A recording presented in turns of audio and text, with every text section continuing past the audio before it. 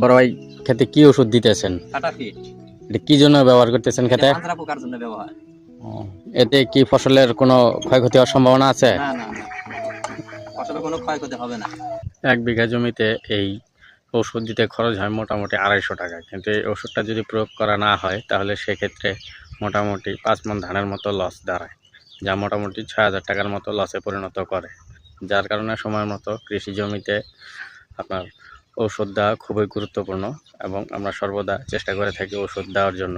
আমি রোকন অ্যাগ্রো চ্যানেলে খামার প্লাস কৃষির A to Z ভিডিও দেখাই, আর বড় ভাইয়ের সাথে আমিও মাঠে কাজ করে থাকি। যদি আমাদের ভিডিওটা ভালো লেগে থাকে সকলেই চ্যানেলটাতে সাবস্ক্রাইব করে পাশে থাকবেন।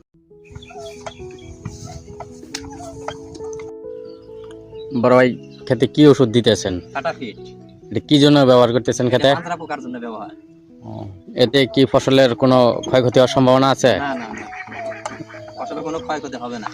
1 বিঘা জমিতে এই ওষুধ দিতে খরচ হয় মোটামুটি 250 টাকা, কিন্তু এই ওষুধটা যদি প্রয়োগ করা না হয় তাহলে সেক্ষেত্রে মোটামুটি 5 মণ ধানের মতো লস দাঁড়ায়, যা মোটামুটি 6000 টাকার মতো লসে পরিণত করে।